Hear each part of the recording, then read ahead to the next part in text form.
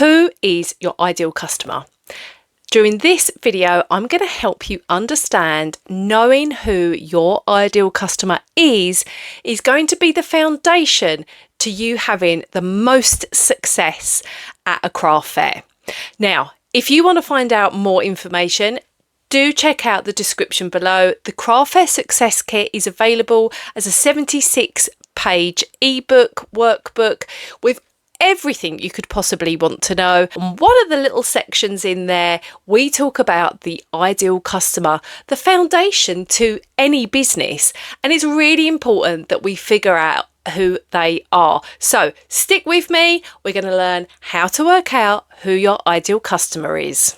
Hi, I'm Becky from Retro From Scratch, and I run my own creative business, recycling old books, turning them into notebooks, but I also support small businesses with help and advice so that you have success at craft fairs. So if you would like to start making more money at craft fairs, then keep watching. Now, last time I talked about how do you choose the right craft market. So do feel free to check that video out, perhaps after this one.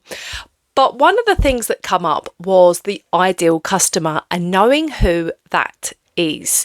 So today we are going to dig deep and work out who is your ideal customer. So I want you to meet Claire. This is Claire. Now, Claire is 41 years old and she has 2 children. She is a bit of an introvert. She's quite shy, but she still loves bright colours and she has an amazing collection of really cool trainers. She works full time, but mostly from home. Saturday comes around. Now, she's been looking forward to it because it's a chance to get out of the house. So she drops one of her kids off at the birthday party, meets up with her mum, and they head towards the craft fair. And she has no expectations. It's just a little bit of time to spend with her mum and her other child and have a little look around. She's just going to see if anything catches her eye. But she likes bright colours, and that means she's drawn to my stall. She sees the colours of the books and starts to head over. Hold on a minute. Is that a ladybird book? I had one of those when I was a kid. So she comes over to the stall and she picks it up. This doesn't look quite right. It's familiar. Oh, it's got wire binding on it. And then she sees another book. I had that when I was younger, she's thinking to herself. Look, Mum, look at this. Do you remember this? Oh yeah, I used to read that to you. Oh my God, my sister would absolutely love this. Now at this point, I haven't said a word to Claire. I am just letting her browse. I'm giving her permission and space to just have a look at what it is that I do, because I know Claire is an introvert. I know she's shy. She doesn't want me jumping on her. That will just scare her off and off she'll run. So I've given her the space and time to have a little look, and now I can tell her exactly what it is that I do and how I have made my notebooks by taking an old original book, removing the spine and giving it a new lease of life in the form of a notebook.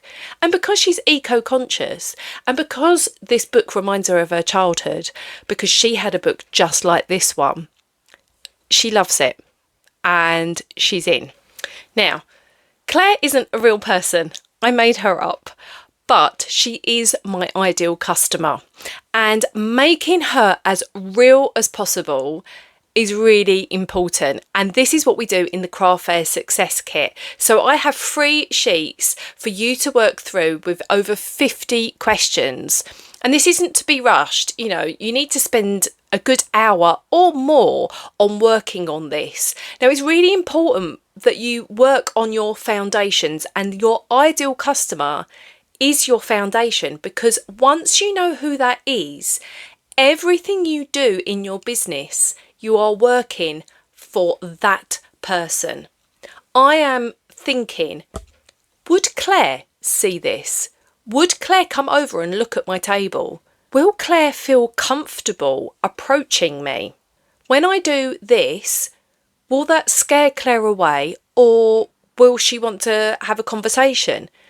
Will Claire buy this? Will she buy it as a gift? Will she buy it for herself?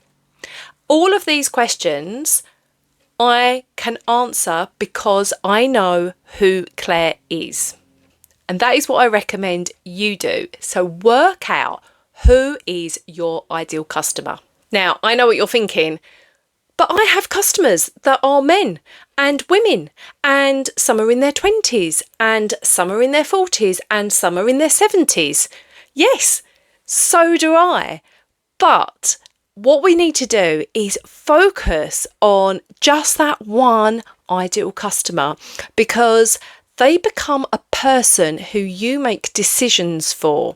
So when I am setting up my stall, I will be thinking, is this going to catch Claire's eye? Is she going to say, that looks good, I'm coming over?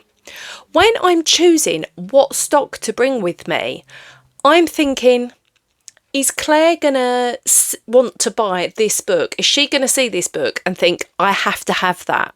So that's what I'm going to bring with me. That's the book that I make sure I put in my box this week. When I am booking an event, I'm thinking, is Claire going to be there? Is she going to want to be at an antique fair? No, she's not into antiques. So it's less likely that she's going to turn up. I mean, she might do because she's with her mum and her mum loves antiques, but it's less likely she's going to be there. I don't think I'll book it.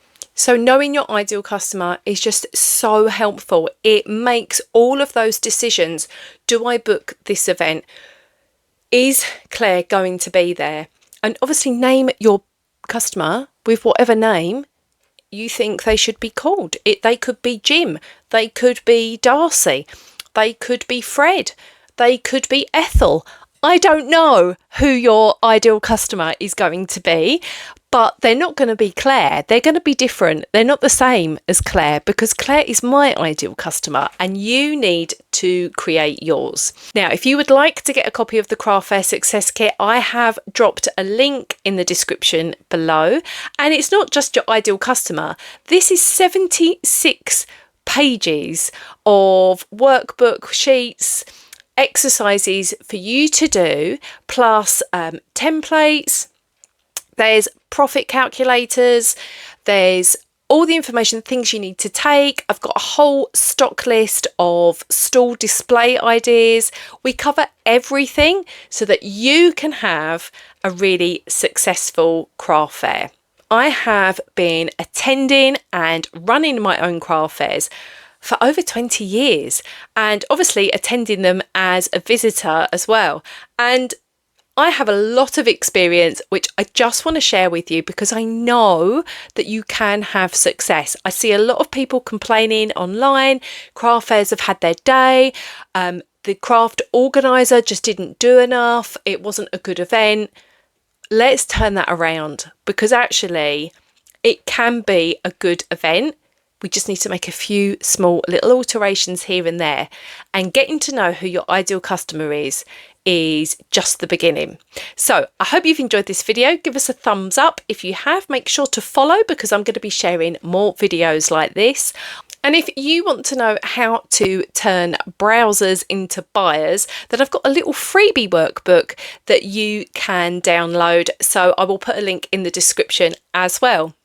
I really hope you've enjoyed this video. I'd love to know that one thing that you've took away from it. So please let me know in the comments below, and I'll be back here this time next week for some more craft fair success tips. I'll see you then.